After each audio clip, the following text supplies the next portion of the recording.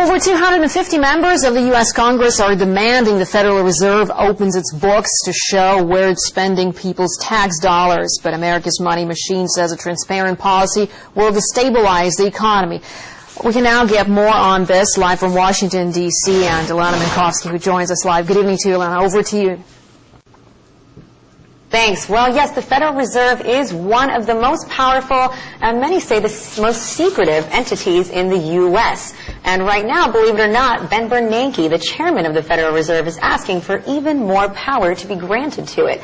So Americans are responding with demands for an audit. A poll is showing that 3 out of 4 Americans are asking for one, and currently there is a law trying to be passed in the House of Representatives.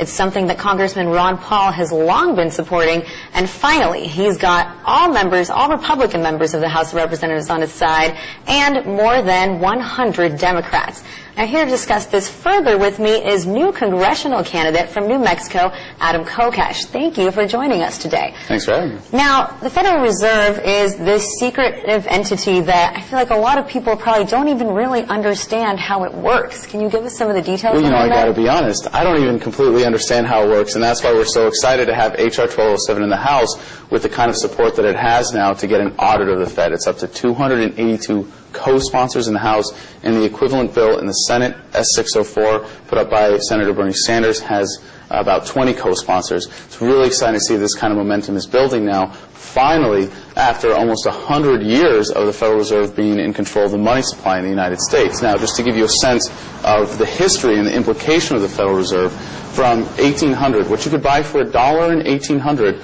would cost you 58 cents in 1913. This is a natural system in a relatively natural economy where it encourages savings and productions. These were great things that contributed to America's economic strength at the time.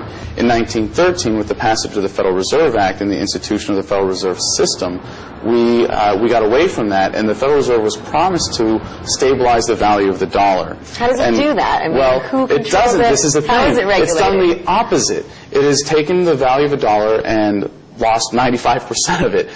What you could buy for $1 in 1913 will cost you $20 today. We assume that inflation now, it's because it's become something that we've all known for our entire lifetimes under a fiat currency system as a given, and it's not. We don't have to have a system that's like this. In fact, our Constitution specifically gives Congress the power to create money and coin money out of gold and silver, have it backed by honest commodities, and therefore not subject to the whims of people that can now create money out of thin air. They're creating money without creating any wealth associated with it. So what they're doing is creating claims to money.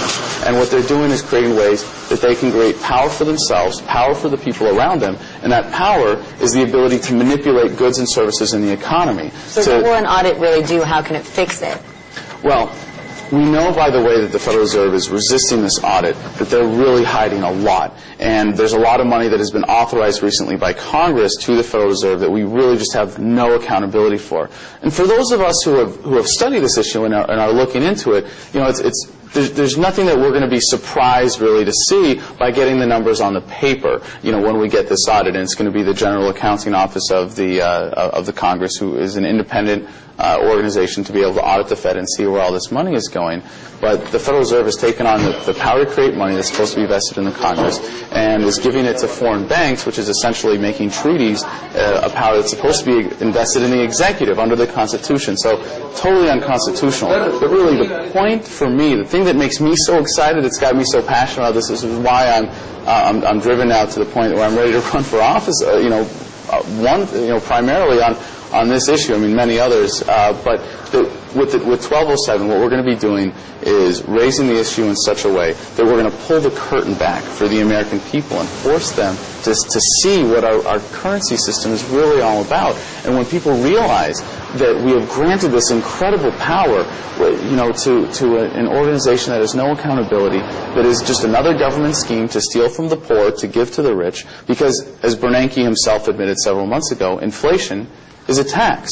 Every time they print more money in Washington, the value of the dollars in every American's pocket lose value. But so how do they stop them from printing more and more money?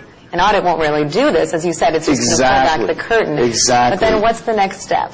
Well, the next step after the audit is for the American people to demand a honest currency system, to return to the Constitution, so that it's the Congress that has the power to coin money. But then we're going to have essentially free market money, where people are able to create a medium of exchange for themselves. Now, this is really abstract, so you got to step back for a second and think, what is money? Money is nothing more than a medium of exchange, right? You know, gold and silver have historically served us very well because of the inherent properties of these metals, that they have a lot of value, they're compact, they're easy to make into different shapes and sizes, that serve as mediums of exchange whenever we need them, right? What we've done with the fiat currency system is basically given the government the monopoly, well, through the Federal Reserve, a monopoly on this particular niche product of a medium of exchange. And the only way it was possible, and when I look back at American history, I find it mind-boggling to think that we allowed gold to be confiscated in this country, that there was a time during the Depression that it was illegal to own over a certain amount of gold, and the government came and confiscated it. I mean, isn't this supposed to be a free country? This is mind-boggling. That's what they say, yes. Can I ask you, now changing the subject real quickly, speaking of money, you are now running for Congress, and on your pamphlet it says that you won't be accepting the typical salary of a congressman. Can you explain a little bit about that? Yes, I've done the equivalent of taking a political vow of poverty, and on average, members of Congress make about $170,000 a year. There's a standard salary there, and I've pledged that if elected, I will not accept that salary, but only the national average income. Imagine what a game changer that would be if everybody here that's supposed to be representing us on Capitol Hill was making the average American income. So the way it's actually going to work, because I would never give that money back to the federal government. Can you let our viewers know? It's between $40,000 and $50,000. So for coming from an activist, it would still be a significant pay raise for me. But what I intend to do is take the entire paycheck and prorate everyone to the current national average income and donate the balance to a charity that serves the people of my district, and allow them to choose by online poll which charity they want it to go to. Well, that is very commendable. I hope you'll still be able to afford your suits when you're walking in the halls of Congress. Thank you so much for joining us. Back to you, Moscow, with... That was Adam Kokesh. All right, thanks very much indeed for bringing us more on the Federal Reserve debate.